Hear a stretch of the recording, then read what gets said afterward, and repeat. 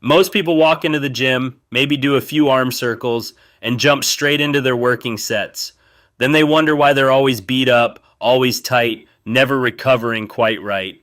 I used to do the same thing. Warm up, I thought that was for people who weren't serious enough to just get after it. Here's what I learned the hard way. Skipping your warm up and cool down isn't hardcore.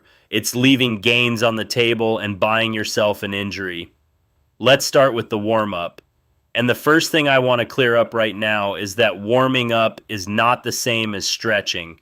Static stretching before you lift, the kind where you hold a position for 30 seconds, actually reduces your force output by up to 8%. That means you're weaker than you would have been. Don't do it before you train.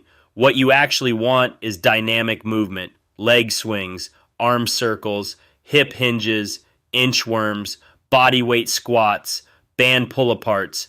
These moves take your joints through their full range of motion while getting blood flowing and waking up your nervous system. That's the goal. 5 to 10 minutes, nothing crazy, just enough to elevate your core temperature, activate the motor patterns you're about to use, and get synovial fluid moving in your joints. Think of it like preheating an engine before you floor it. Here's where it gets a little more specific, because the warm-up actually looks different depending on which energy system you're training.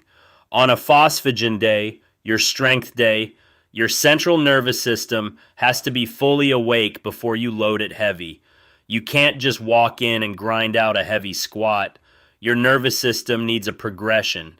So your warm-up should include activation sets. 50% of your working weight for a few reps, then 70%, then 85%, then your actual work sets.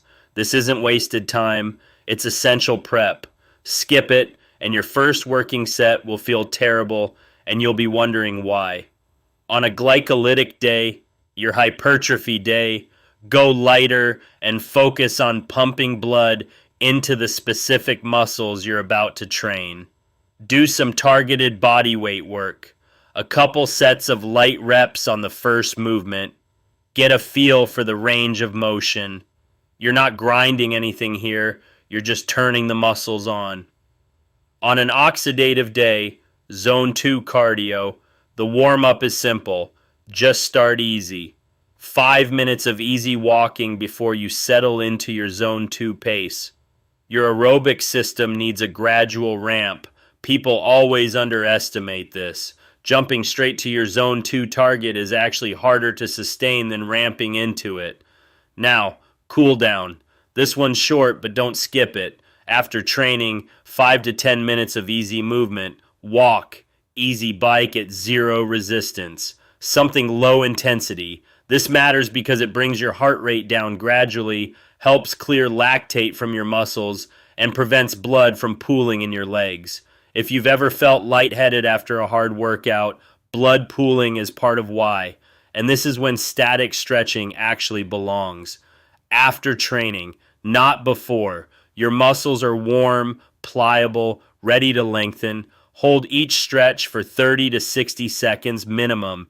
Anything less than that, and you're not actually doing anything useful for your range of motion. 30 seconds minimum, 60 seconds is better. All right, let's talk about mobility. And I want to spend real time on this section because it is the most overlooked, most undervalued piece of long-term training. People put in years of work in the gym and wonder why they're getting hurt, why their numbers are stalled, why they can't squat to depth. A huge portion of the time, the answer is mobility. And before we go any further, I need to clarify something that most people get wrong. Mobility is not the same thing as flexibility. Flexibility is passive range of motion. Someone can push your leg up and you can get it there. Mobility is active control through range of motion. You can move there yourself and produce force in that position. Those are completely different things.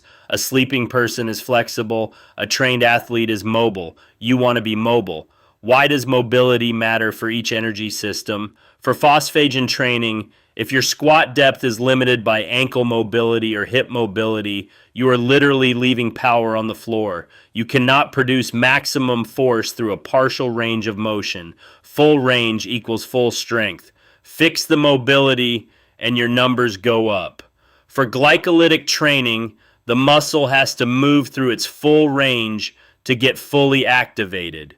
Partial range reps mean partial development. If you want more muscle, you need full range of motion. For oxidative training, hip mobility and thoracic mobility directly affect your movement efficiency over long durations. Tight hips mean wasted energy. Locked up thoracic spine means compensations that build into injuries. Over a 30-minute cardio session, these things compound. The key areas most people need to work: thoracic spine. If you sit at a desk, you have lost thoracic mobility. It affects overhead pressing. It affects deadlift posture. It affects nearly everything. Hip flexors are another big one. Sitting kills your hip flexors, which leads to anterior pelvic tilt, which leads to lower back pain and a terrible squat. Ankles. Limited ankle dorsiflexion is the number one limiter for squat depth. And shoulders, for any overhead work, shoulder mobility is essential. For mobility drills, thoracic rotations on a foam roller, the 90-90 hip stretch, ankle-controlled articular rotations, and shoulder-controlled articular rotations, full circles in every direction. Now, I want to highlight 3 poses specifically, because these are the ones that have made the biggest difference for me, and I want you to actually do them. Pigeon pose. This is the best hip opener I know. It targets the piriformis, the glutes, and the hip rotators all at once. Get into it, breathe through the discomfort, and hold it for 60 to 90 seconds per side. If you only do one hip mobility drill, do this one. Dragon pose, deep lunge. Front knee over ankle, back knee on the ground, sink the hips toward the floor. This is the one that opens the hip flexors deeply over time. If you have anterior pelvic tilt, this is your fix. Hold it for 2 to 3 minutes per side, not seconds, minutes. You need time under tension to actually change the tissue. Lizard pose. Similar to dragon but wider stance, both forearms on the ground. Opens the hip flexors and the groin together. Incredible for squat prep and general hip health. Get in, stay in, breathe. Dedicate 10 to 15 minutes to mobility work 3 times a week minimum. You can tack it onto your warm-up, add it to your cooldown, or do it as a completely standalone session. But do it consistently. Mobility is the foundation that makes everything else possible. Let's talk about rest days. Rest days are not wasted days. This is one of the most important things I want you to understand about this program. Rest days are when adaptation actually happens. Here's what's going on during rest. Your phosphagen system is fully recharging its phosphocreatine stores. That's the fuel you need for heavy lifts. Muscle protein synthesis is at its peak. The muscle you broke down in the gym is literally being built back bigger and stronger during recovery, not during training.